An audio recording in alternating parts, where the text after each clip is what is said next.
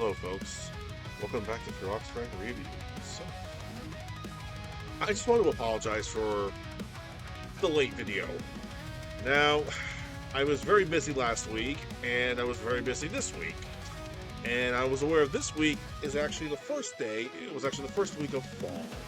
Yes, my favorite time of the year. When the cold weather starts to come in, the leaves start to fall off. Oh, yeah. Just enjoying that nice weather, and the darkness starts to come in more and more. God, I love this horror season. And next month, I will be doing a lot of horror films, all the way up to the early days of December. Why? Because I just love the spirit of autumn and Halloween that much. But today's movie, well, it's a really good movie. Today's movie is actually an Emmy Award-winning film on Netflix. So I don't have a physical copy of the movie, which is not surprising. Anyway, today's movie is Rebel Ridge.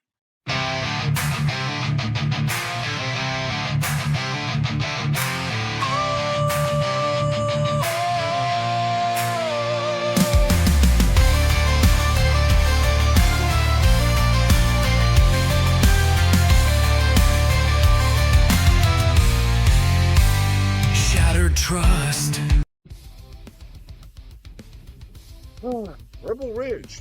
Yeah, it's been a while since I did a Netflix film, so I figured, what the hell, might as well do this one too, because it came out last year, and, well, it was a surprisingly big hit, and a lot of people didn't think it was going to be a hit, but not only was it a huge hit, it actually won an Emmy. Go figure, right? Well, what's the whole movie about? The movie is actually about a Marine named Terry Richmond, also known as Terry James Richmond. So I would be calling him TJ, but I'll just call him Terry just for safety's sake. Terry is actually going to a local town. To actually release his cousin, who's actually been in prison for almost 90 days. Actually, not really in prison. He's actually been in county jail for like 90 days, which makes no sense. And on the way there, he's actually arrested by two other officers. No, not arrested, but detained by two officers named Evan and Leah. Named Evan and Steve Land. Now, they basically... Now, here's the thing. These guys, they basically do everything by the book, and they basically steal money from Terry. Terry has over 40,000, has close to 40 grand inside of his bag, and plus he was riding his bicycle and listening to music on his headphones, and he couldn't hear a siren right behind him, so they just did a pit maneuver on him. Alright, there's a ton of ways you can look at it, but in a sense, this was sort of an illegal stop regardless, so, because if he had headphones on, he can't hear shit. And also, they said, oh, he's maintaining pursuit, but he's actually trying to run away or something. Okay, if he's maintaining the speed, and if you look closely in his fucking ear, which I highly doubt you idiots were, he couldn't hear you. He had headphones on. You dumb shits. So yeah, they confiscated his money and they actually detained it, and they can use it whatever the hell they want to. So he goes to the county courthouse to actually talk about filing charges and about when you get the money back. And well, they're saying it's going to be taking forever. So, but the thing is, there's something wrong in this county. There's definitely something wrong with this county. He meets a woman named Summer, and he tells her everything, and she tells him how the system works down here, and that's basically about it. There's nothing much he can do about it. So Terry actually decides to go to the police station to file a report that the cops basically stole the money from him, and the cops actually threatened him for a false report. So, yeah, these guys basically try to do everything by the book, and they're smug about it too. These guys are smug about it. So they find out that he's actually from the Marine Corps, and they try to look at his information, but unfortunately the internet's down, so they don't know anything about him at all.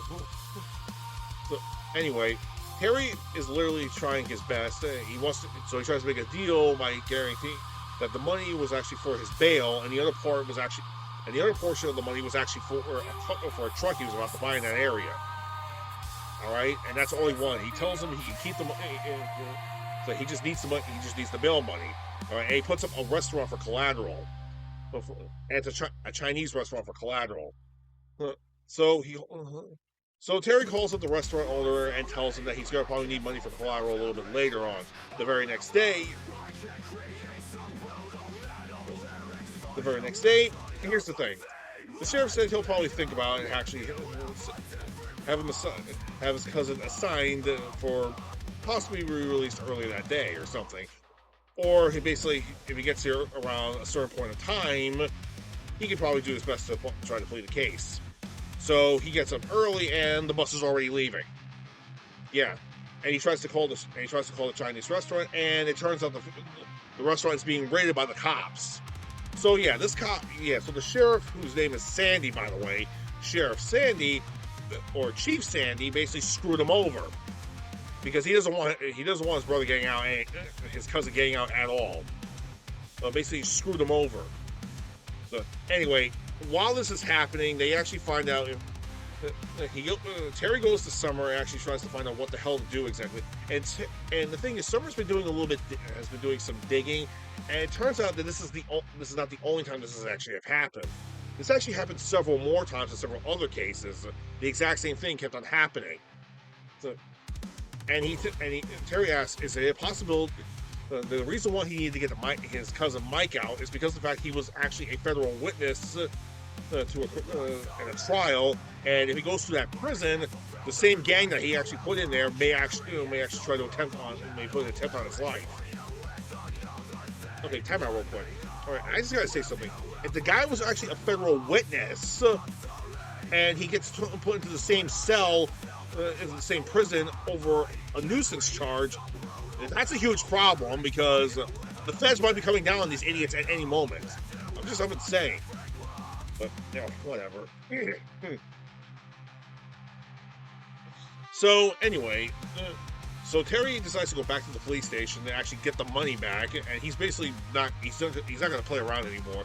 He's going to get the money back no matter what. Anyway, part of the internet gets back up online, and they actually find out that Terry never actually served. Did semi-serve overseas, but he wasn't actually outside the bases by any means. He didn't actually get to fully serve overseas, but his primary gig while he was in the Corps was a McMap instructor, and they think it's McMap, what the hell is that? I don't know what the hell it is. Maybe it's a navigation thing or something. McMap. Gee, have we heard that before exactly? McMap. Yeah. I wonder if I heard that before. They're fucked.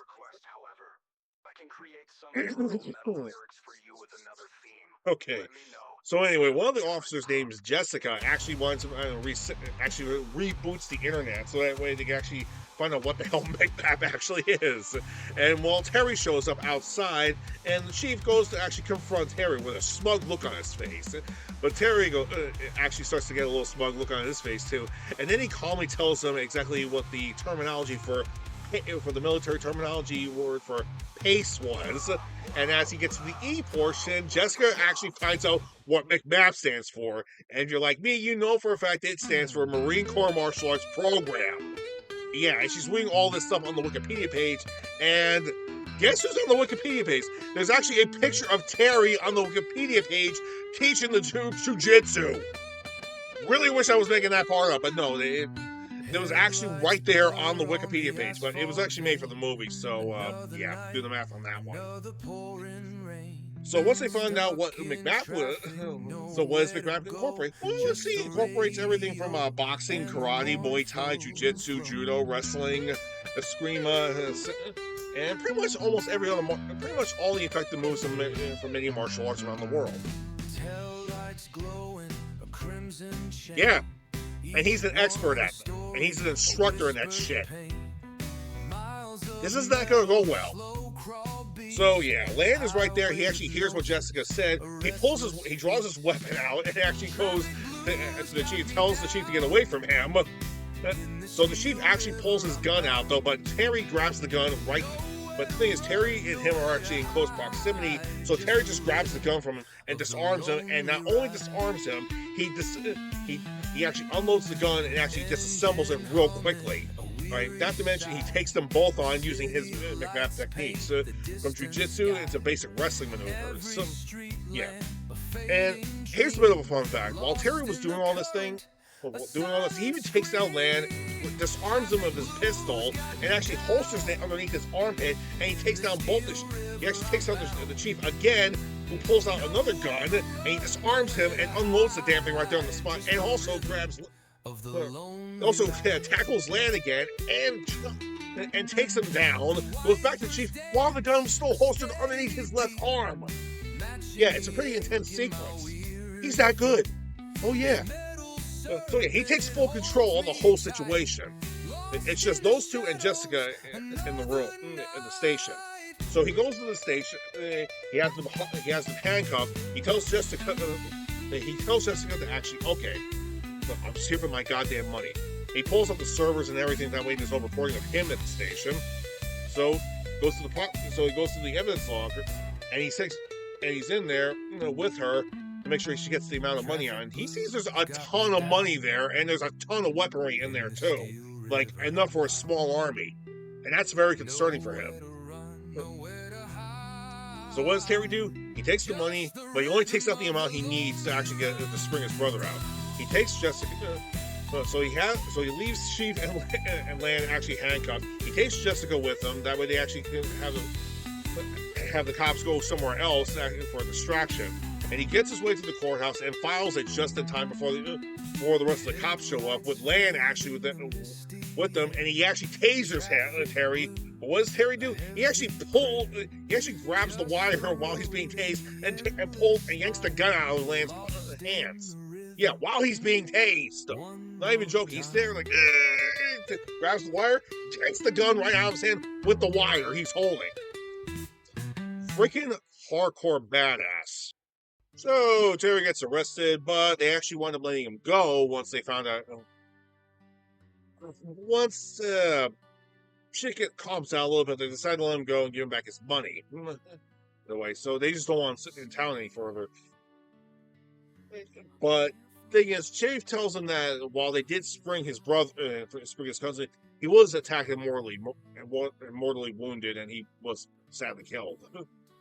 So he goes to reclaim. So Terry doesn't want anything to be done with, wants nothing to do with the town.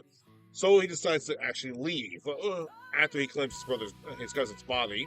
Yeah, most likely if it was his brother, this would have been a lot worse.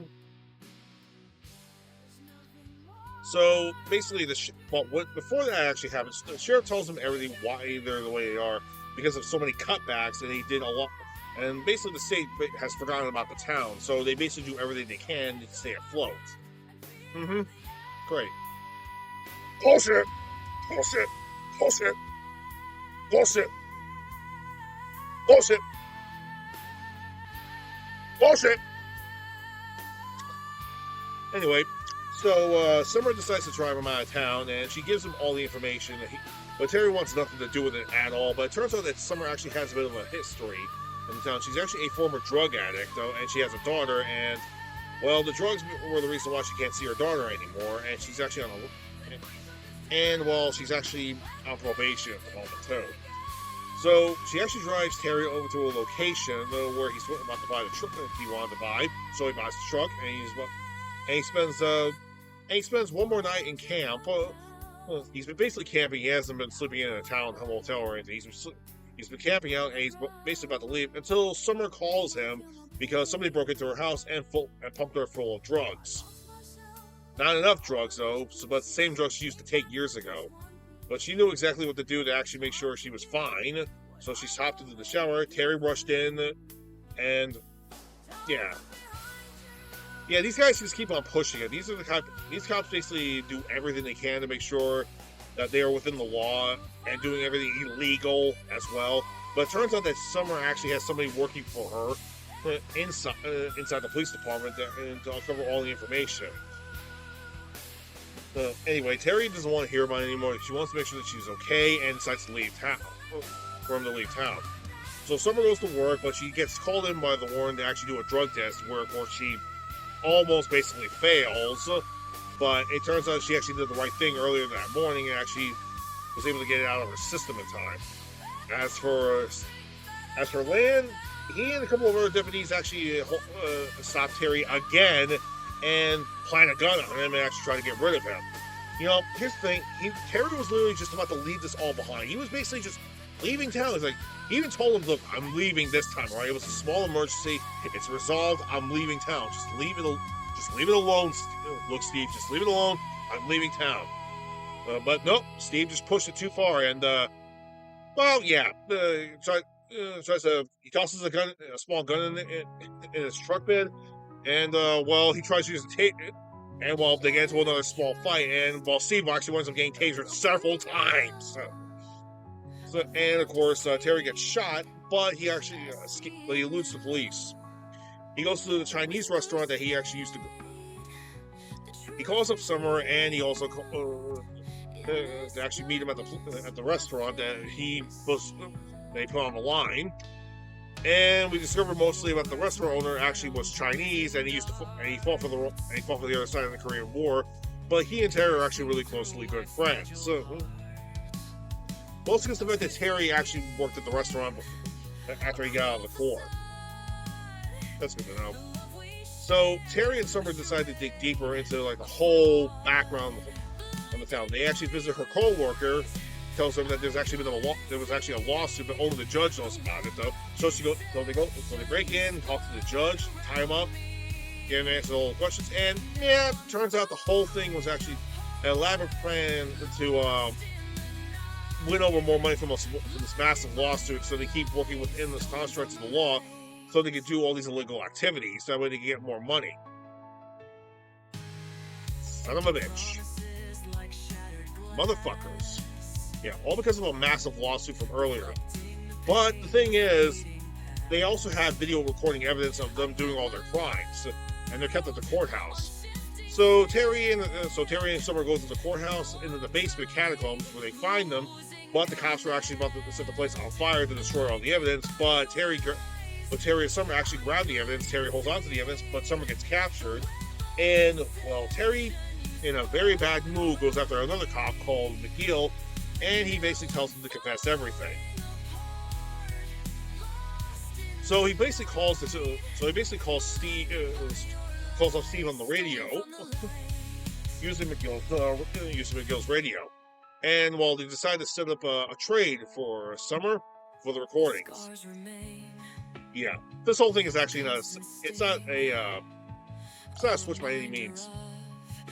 To quote Admiral Akbar, "It's a trap."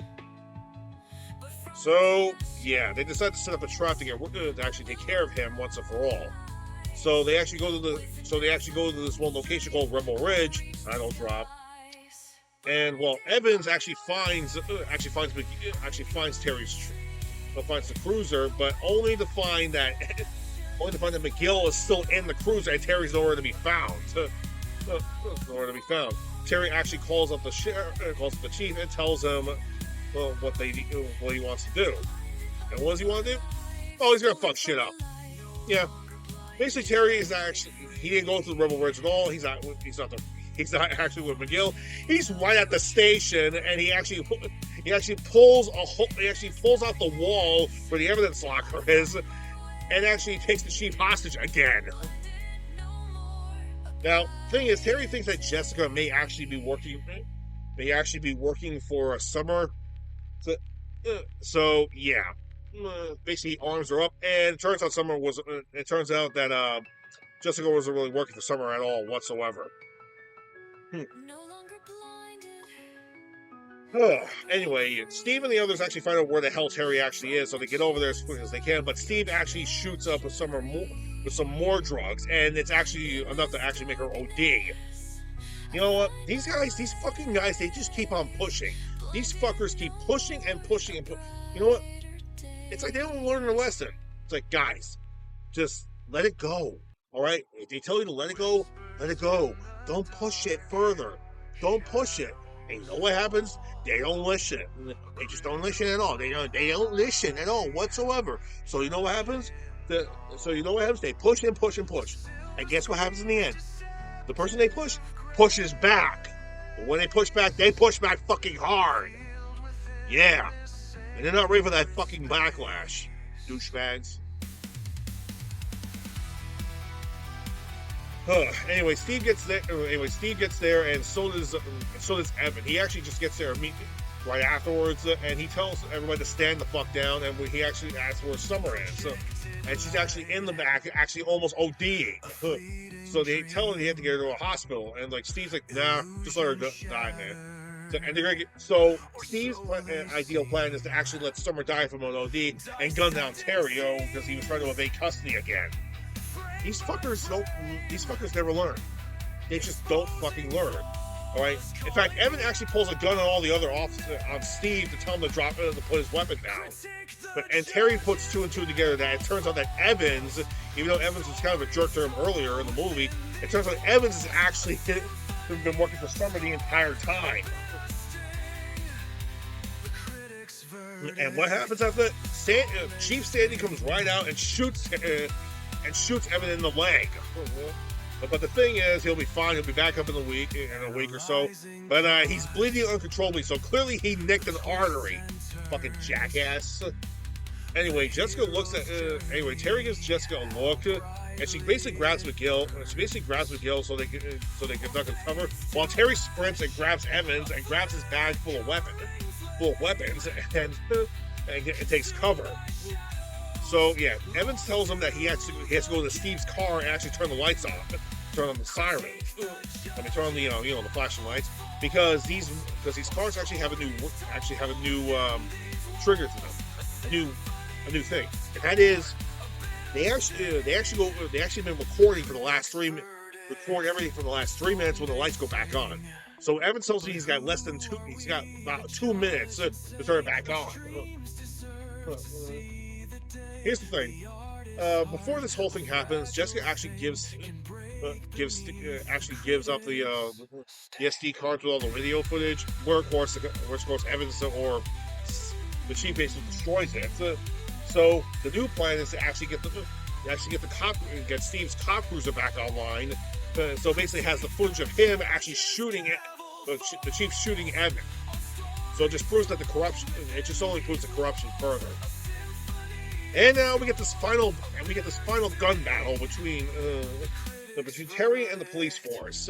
And here's the thing: Terry is using everything. He has all these weapons, and he's doing all these non-lethal tactics. He's going full non-lethal mode, and I gotta give him credit too. Seriously, some of these guys deserve to die, but he's going full non-lethal, showing a heavy amount of restraint, which is insane. I mean, seriously, he shoots tear gas all over the place. He throws rubber ball grenades at them. Those are the grenades that actually have the rubber balls in them. Throws them and everything. He even disarms several cops, grabs a shotgun, unloads the damn thing, and uses it as a battering ram on another cop, and knocks the guy out. So by using jujitsu tactics as well as basically good old-fashioned ground and pound. He gets right behind Steve and basically just drags him down and just literally elbows the shit out of his face. Literally, he's down here on the ground, he elbows the shit out of his face. I swear to God, if anything else, the side of his face could have been cracked open, would almost been caved in. That's how hard he was hitting him. So Terry gets to Steve's car, turns the lights on, and the sheriff realizes, oh shit. Yeah, he had less than a minute left before the thing reset it, but nope. And pretty much now Terry has the footage of the chief shooting Evan. So he brings the car around to pick up Evan. He gets Narcan, gives Summer some Narcan, gets them both into the car, and drives away. Steve before they drive away, Steve grabs the very shotgun that Terry just unloaded to shoot at him, but it's unloaded. It's like, shit. So he's holding on to the fucking car, and Summer actually pushes him off the car. You know what? Seriously, joking aside, amongst all characters that deserve to die in this movie, Steve was probably the one character who deserved to die the most. Just saying. Aside from the chief, that is. But hey, what do I know? So they basically drive all the way up. They try their best to drive all the way up to the nearest hospital, which is outside of town. But the chief is in full pursuit with them and a couple of other officers, with Jessica being in the lead too. and they're not going to make. And clearly, they have a hole in the tire. They have a couple of flats. They're clearly not going to make it, so they're going to do a pit maneuver on them. Not good. So anyway, Jessica's about to do a pit maneuver on them, but rather than do the pit maneuver, but here's what she does. She actually goes further up and actually pit maneuvers the chief instead, and she actually has him arrested. And she tells the remaining troops to escort them to the hospital. So yeah, it turns out Jessica was sick of this shit too. Go figure. The chief is like screwed. He's looking at federal jail time. He's looking at federal prison time right now. And so is Steve and everybody else who's involved in this shit. So the movie basically ends with Terry actually getting somewhere inside the hospital. And Edmund gets put on the stretcher, so he gets put onto the stretcher, so he gets sent into the ER right away. And he grabs a fire axe, goes to the squad car, and cuts out the DVR from the back of the trunk, and sits in the hospital waiting for the state police to show up while holding onto the DVR, make sure nothing happens to it. And the movie ends right there on the spot. And that, my friends, is the movie Rebel Ridge. So, would I recommend you watching this movie? Yeah, I do. I mean, Emmy award-winning? Sure, that's true, but to be fair, it's more or less what people actually thought about this movie, and people had a lot of good things to say about this movie, too. I mean, I guess the one way to describe this movie is basically like a modern-day version of Rambo, except Rambo was a Green Beret from the U.S. Army, and Terry Richmond is actually a U.S. Marine. So, big difference there. Big difference. But hey, the guy who plays Terry is awesome. In fact, he's going to be playing John Stewart. He's going to play the John Stewart Green Lantern in the show Lanterns coming up soon. Yeah. Not even joking. And a lot of people want this guy to play Spawn, too. All because of this movie. Hey, fuck it. Go ahead. Do it. This guy, I mean, the actor's pretty freaking awesome, so, and this movie is pretty good, too. So, yeah, I do highly recommend Rebel Ridge. It's still on that. If you have a Netflix account, watch it. It's still on there. And I think they put it on YouTube recently, but you have to pay for it, so which kind of sucks. But hey, what do you got to do about it, right? It's a pretty good movie. Problem is, it's also not available on DVD or Blu-ray yet, though. But I've actually found some information that you can probably look for elsewhere, but I'm not going to say where. Right? But most likely, just go on Netflix and watch the damn thing. You won't be disappointed. It's a pretty good movie. Well, that being said, 2nd October rolls around, it's horror film time, baby. Ghosts and goblins, ghouls and vampires, werewolves, monsters galore, all the way through early December. Why early December? Because I just love the spirit that much. I love the horror spirit that much of Halloween. It's so dear to me. Also, isn't it a little bit weird that they actually started doing Halloween parties in the middle of August, calling it Summerween? Don't you think it's a little weird? Nah, I'll talk about it next time. Anyway, this is Fearox Frank for Fearox Frank Reviews, signing out. Empty promises.